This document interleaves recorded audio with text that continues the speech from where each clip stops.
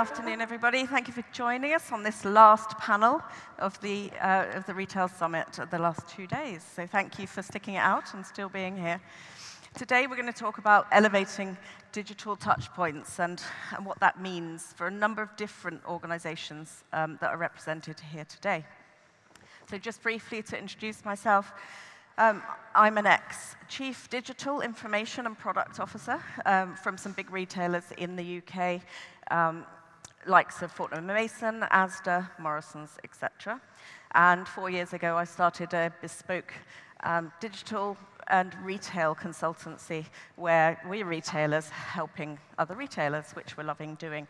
So I'm very interested because we talk to a lot of clients about this particular subject. So I'm very keen to get on with the conversation, and we'll get introduced to our panel and hear their perspectives. Thank you. So, Fabio, if you'd like to introduce yourself and your brand, and just tell us an example of what a digital touchpoint means to you. Of course. First of all, thank you so much for the invitation to be here. I'm very happy. I'm CEO of FABIO, all the international expansion of the brand. FABIO is a Brazilian brand, has been in business for 27 years. For those of you who don't know the brand yet, we've been expanding very quickly in the US in the last 5 years. Now, I'm based in London, spearheading the European expansion, and also the GCC expansion. We just signed with Chalhoub over here, opening our first store in the Mall of Emirates in a couple months. And the brand, I think that the brand, through the last 27 years, has gone through all the stages of what happened in retail. And I think an interesting story about the brand is that the brand started brick and mortar. In 1997, that's all it existed. E-commerce wasn't a thing. And then before e-commerce, when internet became more and more of a thing, the brand started a blog, which was the first digital touch point with the consumers. A blog that had content about fashion, about lifestyle, about what was happening, in Brazil, in Rio, mostly for the audience that made sense for them. And then when the blog became when the blog also brought in commerce to the landscape, so it became an e-commerce, there was already a huge audience that followed the brand, that could start shopping the brand. And then, I think one of the nicest ideas that we had back then was merging the 900+ sales associates that we had in our stores. And so when social media also became a thing, at the time was Facebook, the first one, and merging and bringing them to be part of the sales process in e-com. So our e-com, it just exploded through, the mid part of the 2010s, bringing together, the sales associates, social media, and e-commerce in a time when a lot of the executives were questioning if e-commerce was going to take sales away from the stores, how would they play together. And they were not only selling in e-com, but they were making their commission out of it. So it became, we just created 900 influences right away in social media. So I think that's how that's how important it is for us to have an omni-channel experience and bring the whole community of a farm in-house, or even the consumers to the experience. Fabulous, and a fabulous brand. Amazing. Joe, welcome. Thank you.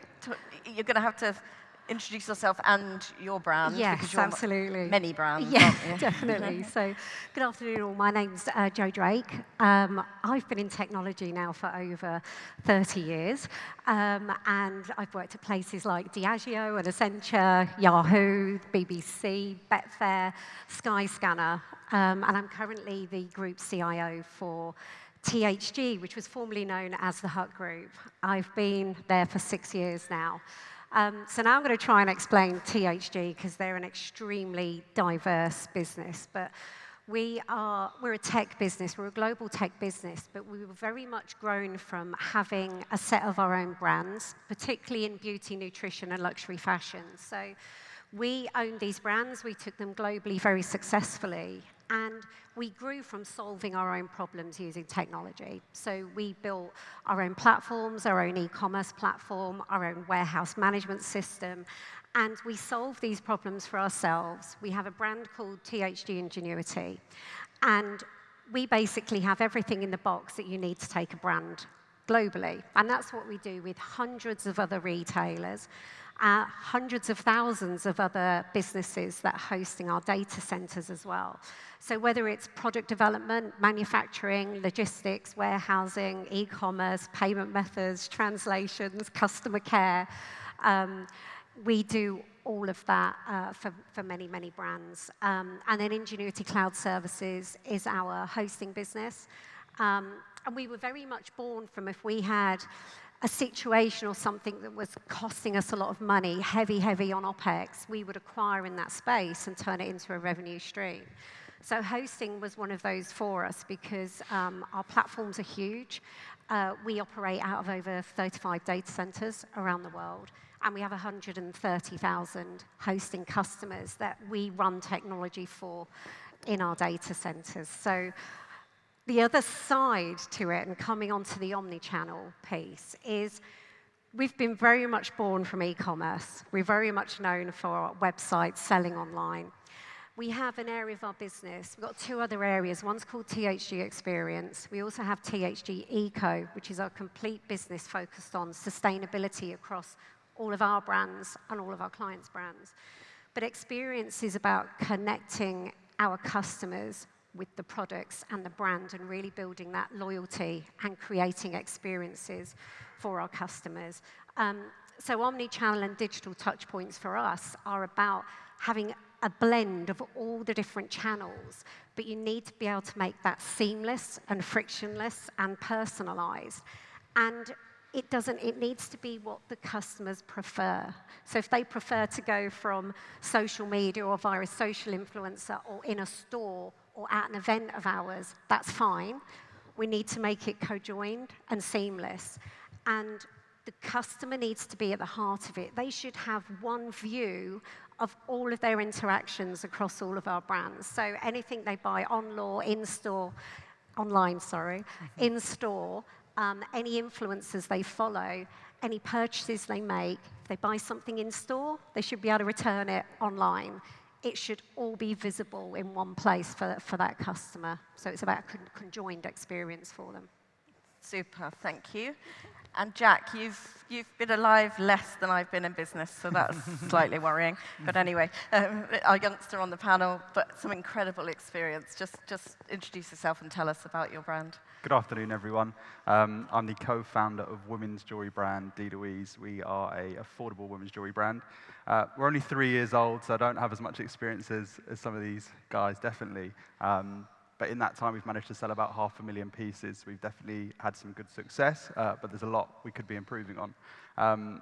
The story of the brand is my girlfriend, who's also the other co-founder. We were in lockdown, so we are definitely an e-commerce first business.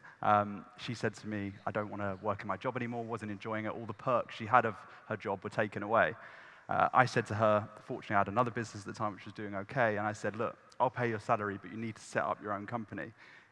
She bit my hand off at the opportunity where I said I'd put money into it, and that's how it all started. But as I touched on, so we were e-com first business. We still are that way. We are in some retail destinations as well.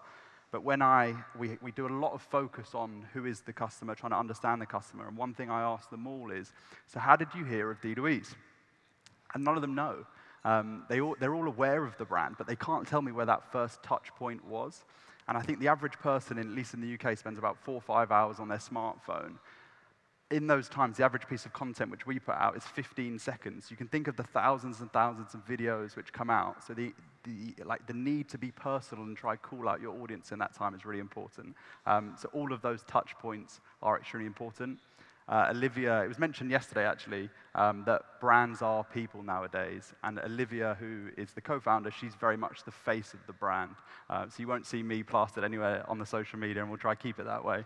But she, when we interact with our customers, it's almost coming from her, and we're taking the customer on that journey, and we can use each touch point to try interact and push that message across. Yeah, that's really interesting. And just staying with you, Jack, how do you balance that consistency of experience and personalization? How does that manifest with you? Yeah, it's something we work on quite a lot. A good example of what we're trying to do at the moment is we're a newer brand to the market, so we have to go above and beyond on social proof, just trying to, so people can show that we're real, that obviously people are buying online typically, and we have to go above and beyond to show that they're going to get what we promise. When people sign up to our website or when they purchase, we give them a chance to leave a review. If they put a picture up of them wearing a piece, they get a bigger discount off their next order. So we get people all the time putting pieces up. Equally, when they create an account, we can take their date of birth. What that then means is we've got loads of reviews, thousands of reviews of people between a certain age demographic. So what we're trying to incorporate is when someone logs in and we have their date of birth, they're seeing reviews from a similar demographic. Our jewelry is designed that it never has to be taken off. It's made for stainless steel, which is extremely waterproof and versatile. But people like it for different reasons. So the younger audience, maybe because they can go to the gym, they can go swimming, they can do all these active things, whereas maybe someone who's a fraction older likes it for different reasons. We've got a huge, a bit of a market where people who've got arthritis, because they don't have to take all their bracelets on and off, because they normally need a hand. So we're trying to incorporate that personalized message and tying it into an e-com way. That makes sense. Joe, just talk to us about personalization and the journey at THG. We have so many brands as well, so it really varies. But we tend to find when we're engaging with customers, we really need to think about the outcome they're trying to achieve. So we have hundreds of brands, we have thousands and thousands of products, and you'll know if you go into a shop or you go on a website, you can just get completely overwhelmed by the amount of choice. So we're trying to go, what's the outcome that you're looking to? Apologies, my mic keeps slipping off the back. I need bigger ears. Apologies for that. So yeah, we find that when we're trying to say, what's the outcome that you're looking to achieve? So things like getting engagement via blogs and things like that. So if you're saying, actually, how do I care for my skin during the menopause? Or I've got a red carpet event that I need to get ready for. So we will be doing things with personalization to say, well, we know that this is your size, or this is what size shoe you wear, and that type of thing. And what we really want to start to do is personalize across the brands as well. And we need to get that seamless interaction between physical places or theatres. We tend not to call them stores. It's like, this is a theatre, it's an event, it's an experience that's happening. That when you walk in there, it knows you're there. So, you know, we've been experimenting with things where I can walk in a store and it's going to say, welcome, Joe, you're back. I know that you bought this thing last time. Here's something you may like in a size 5. And by the way, you'd like to try this dress in a size whatever. I know you have this event coming up. Have you thought about the makeup that might go with that, or the look that you're going for? So we try and engage with customers in that way. With My Protein, we've just recently opened My Protein Kitchen. And we're trying to engage with customers in lots of different ways. We'll have our social influencers for My Protein in the My Protein Kitchen. We'll be doing demonstrations, cookery, this is how to get more protein into your diet or whatever. And then you've got people engaging from home, online, and you've also got people that are physically there in the store. But the key thing is knowing each of those customers, the outcomes they're trying to achieve, and then directing them towards the things that they might want to purchase from the various different websites or in store. Yeah, it's a fascinating area, and at Tessiant we talk to clients who've got a number of brands, and the complexity of trying to pull those together to be personalized and in the right place at the right time that the consumer wants. Yeah. But you're on another level of the number of brands, so the opportunities are huge, but the complexity, I imagine, is the same. Well, I mean, you can walk in a store and just be completely mind blown by the amount of choice, and you've got to try and figure out what is it, why am I here, what is it that I need? And you know, quite often you can end up buying a load of stuff and just not knowing what to do with it. And one of the things we're really looking into is beyond the purchase as well. So you've bought this stuff. Okay, well, here's a demonstration, here's a YouTube video on how you might do that, here's a blog on how to apply these products, or other things that might complement the things that you've bought as well, because there's so many, it's not just about SKUs anymore, because there are thousands and thousands of these things. So you need to personalize it so you can get those customers down a funnel and purchasing the things they need and can use continually, so you build the loyalty. Fantastic, thank you. Let's switch slightly to talk to Fabio about opening in new markets. What data do you collect, do you need in order to prepare yourselves and be ready for the new markets you're going into? That's a good question. And I can tell you the example of our first entrance in the US. That's like 4 years ago. I think the most important thing is you got to start small. First of all, you got to start. You got to have the courage to start, to like put your product out there. Try not to overthink too much, because before you put the product in the market, it's hard for you to get a real feedback, and you might get confused. You might think something different that it's actually going to happen. So we didn't try to overthink too much. So we first of all, we tried to. I'll give you the example of, we had the collection in Brazil. And we showed it in a wholesale shop, and I mean, we got the feedback that, well, that's a great brand, great prints, this is gonna work, but not like that. We're on opposite season and so forth. And then we took the next step. Okay, so let's make a collaboration with Anthropology, which was our case, and let's design something specific for them, thought about their customer, and it just exploded for them. So then we start putting pieces together and say, okay, so this works. When we think about it, when we make the adjustments to the seasonality and so forth, and then we made it in the next step. Okay, so let's open our e-com. And let's not open tens of stores, and let's open an e-com. Let's put the product out there with more adjustments for the seasonality, for the collections that the Northern Hemisphere will need.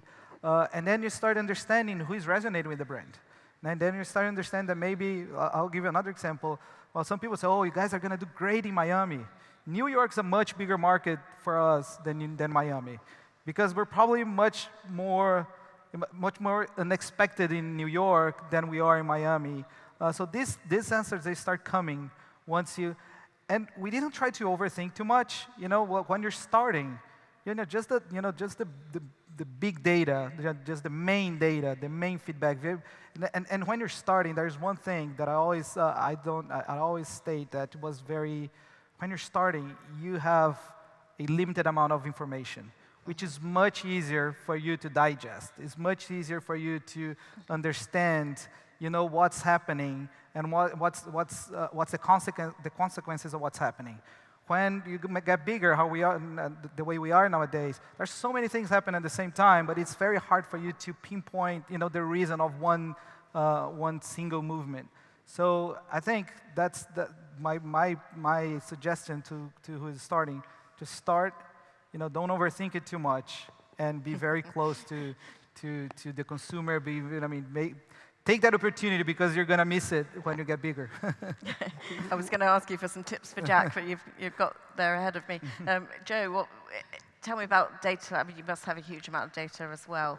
How do you manage, and how mature do you feel you are on that journey? Because we'll start to talk about AI in a minute in relation to omnichannel. Yeah. So how prepared do you feel from the way you manage your data? I think we feel fairly prepared. I mean, I think we've been building AI into our products probably for about the last 14 years now anyway, which is great, because we've got really good foundations there. You can't talk about huge amounts of data without talking about AI, because that's what AI is. It's able to consume and analyze huge amounts of data. But that's the data we want to build into the personalization, in bringing all of these channels together for a customer.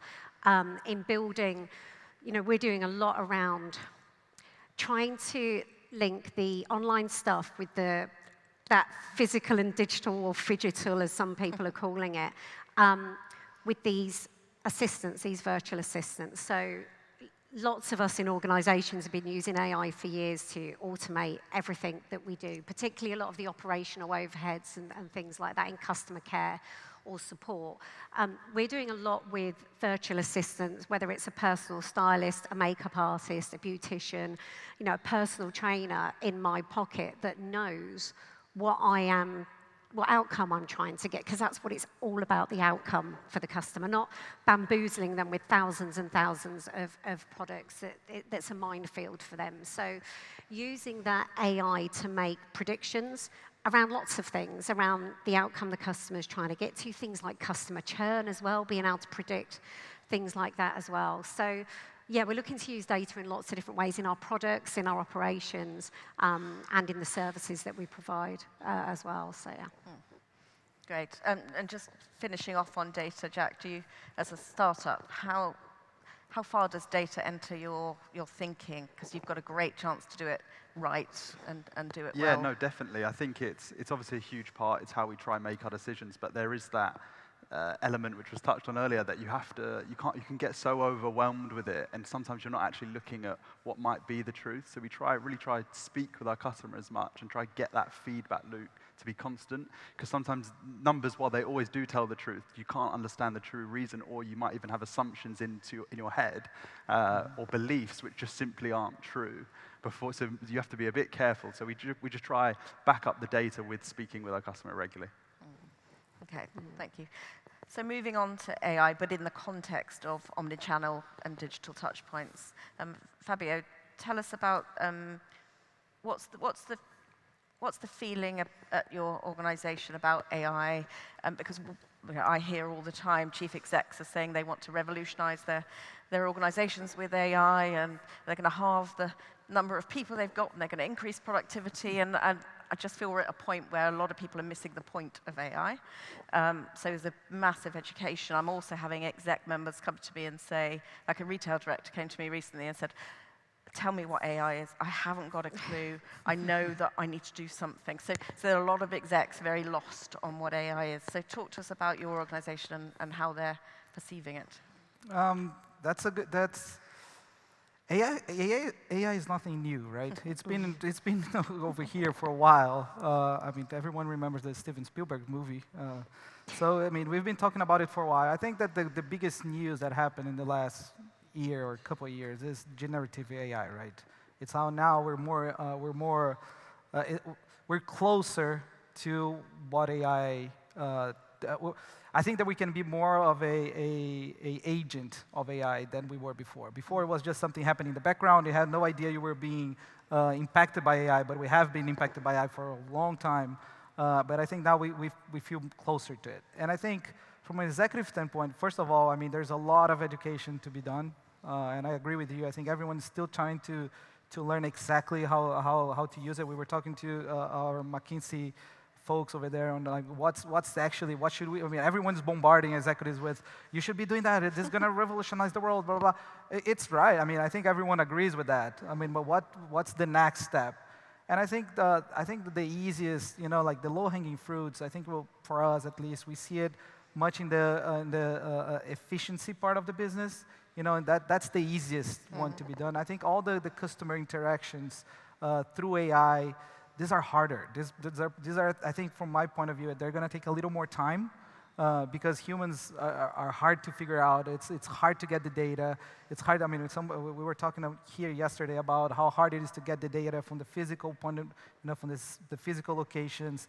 So, but from an efficiency point of view, I mean, the interactions that we have, all the interactions that we have nowadays within our company, that we can automatize that with AI. AI can learn with the interactions that we have. How much time do we spend, just trying to figure things out? I think, I mean, the easiest one is, customer service. Like before, I think everyone was kind of, bored by the bots that you spoke with. Now it's cool because, before it was, oh, I need to talk to that bot. Now, no, that's generative AI. Oh, that's great. I'm gonna do it. You might not even know it's a bot. Exactly. Yeah. So I think, I mean, there's a lot of these internally and externally. I think all these, these processes, I think are going to become much more efficient. I mean, rather than, I think that the customer part. I mean, we're not a technology company. We're in the feeling business. We're in the, we want to enchant consumers. We want to bring emotions to them. That's our core business. So we're going to try to be as efficient as we can in our back office to be able to focus on that. And I think all the technology folks that are, so many great companies that are evolving with all these tools to increase the efficiency in the interactions with the consumers. I think that's a little far away from my perspective. No, that's interesting. Jack, starting out obviously now, again, similar question to data. What's your perception of how you'll be using AI in the future to enhance that customer interaction? Definitely. I think it touches back to what was said earlier in terms of that personalization, just giving the customer what they want. I think the retailer which springs to mind, which does it so well, is Apple. So when I trot into an Apple store, I've probably got my headphones in, my phone in my hand, and they know I want to be in and out. I've already probably looked up the item online. I'm convinced. But if my grandma goes in, and she does, she wants to have a whole treatment. She wants to sit at the bar. This is her iPad. She doesn't want to use the Touch ID, and she wants to put in a PIN, and she has to do it in the store, and they might spend an hour and a half with her. And I think it's just about how can we try to deliver that for our customers. So exactly that. What are they coming to the site for? Maybe they just do want to browse, and they do want to understand the brand and the brand story. Or some people just want to go on Apple Pay it, and I want to know that it's with me tomorrow. So it's just trying to how we can use it to personalize that experience for the customer to give them what they want. Fantastic. We're nearly out of time, so last few minutes. Last question, although I don't really want to leave on this because it's going to be about learnings, but so we'll see where we go with it. But what do you think have been your best learnings? Joe, we'll start with you. What good looks like, and what do you wish you had known in this digital touchpoints, omnichannel world 5, 10 years ago? What advice would you have given yourself? I always think probably learnings are from things that haven't worked. And you were just talking about your grandma went to Apple, right? We talk about personalisation and how important that is, because you can go a bit mad with all of this stuff, and you can bamboozle your customers. So we found this a lot with our hotels. So, our hotels can be extremely high tech, and then you find yourself spending an hour trying to figure out how to switch the lights off so you can go to sleep. That isn't for everybody at all. So I think it's about that personalization, understanding your customer, giving them a choice of maybe a light switch, rather than, I've got to control this through an app, or there's a very complicated thing on the wall that I just can't, I just don't know what I'm doing. So I think it's learning what doesn't work for your customers, but ensuring that the customer is absolutely at the heart of everything you do, and that you make that as seamless and frictionless as possible, whilst getting them what the outcome they're looking for. And it's a very difficult thing to get right, and it takes a lot of experimentation, and it's different from brand to brand to brand as well. So yeah, it's all about balance and experimentation, I think. Yeah, I hear you. And simplicity. It's always harder to be simple. Yeah, we know that. Fabio, what would be your learning that you wish you'd known 5, 10 years ago? Well, I think we can all, from our perspective, I think we need, how much have we gone through in the last 4 or 5 years? How many, okay, do you remember like 5 years ago we were talking about, the avatars and like the interactive, we're gonna all live in the cyberspace. Now we're talking about AI. Things just come and gone. And I think we gotta be true, we gotta stay true to, to what we are as a brand, what we are as a company, what we're trying to achieve. Be flexible, be open-minded. And trying to navigate, all these trends that come, these discussions that come and go, and keep the focus on the consumer, what they're expecting, and as a fashion brand, they're expecting, and it's funny because every time we go to a consumer and we make questions, what are you expecting? No. What are you bringing new to my life? What are you, I'm not expecting anything from you. I'm expecting you to surprise me, to bring me something new, to create a different feeling, to create a different experience. And I think that's our main goal. The technologies are here. They're all, nowadays, it's all commodity. It's all, we go outside, we see, all these service providers, all these technology providers, very easy to put everything in place, very easy to, to integrate everything with all the systems out there nowadays. And how do you don't get over, we discussed, I remember I had meetings discussing, should we have, should we sell clothes for avatars? Should we, do remember that during the pandemic, right? Where we did Zoom happy hours, like with the avatars. And everyone was like, oh, is that, should we do something like that? And you gotta be careful and understand and keep the focus on what's, and being true to yourself. And I remember in that discussion, we are a brand that want to be close to people. Besides being Latins and Brazilians who like to talk, who like to hug, who like to be together, who like to party together. And I think that's going back to the beginning of my speech. I think we find a good balance, especially in Brazil, with the sales team interacting social media, personalizing it, getting them data, what the consumer is wanting, but also interacting with them as a person, and like in their feeling. They know their Instagram profiles, they go to them, they say, oh, is this dress right for me? They think you're gonna like it. This is the same, because we're redeveloping a whole collection every 3 months. So is this the same, is this close to what I'm gonna like? I'm going to a party. So I think it's just keeping true to yourself. Keeping your the human connection, and the technologies will come to help out in the process. Loved most of that, but if you tell people that IT is easy, Joe and I will be out. No, there's so many great technology companies. We're just not the experts. We'll leave it to the experts. It's fine. Finally, Jack, learning so far what you do. No, definitely. I think Jeff Bezos talked about it in his shareholder letters, which is really interesting, and it's like he would put all of his effort into the things which he knew would matter in 10, 15, 20, 30 years' time. So for him, that was fast delivery times. It was, how can we get the most competitive price? Because he says, even in 20 years' time, people are going to want things fast. And I think there's an element of, we all have people coming to us telling us what's the latest next thing which is going to totally change the game, and there will be them. But it's that element of, like, to a man with a hammer, everything looks like a nail.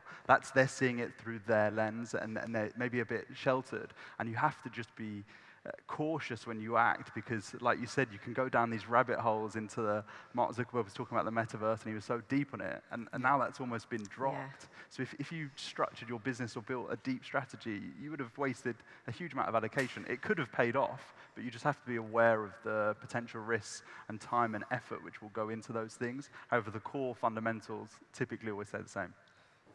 Fantastic. Thank you. We're going to wrap up there. Thank you all for attending and listening. 3 incredibly interesting but very different, diverse organizations. So thank you for listening.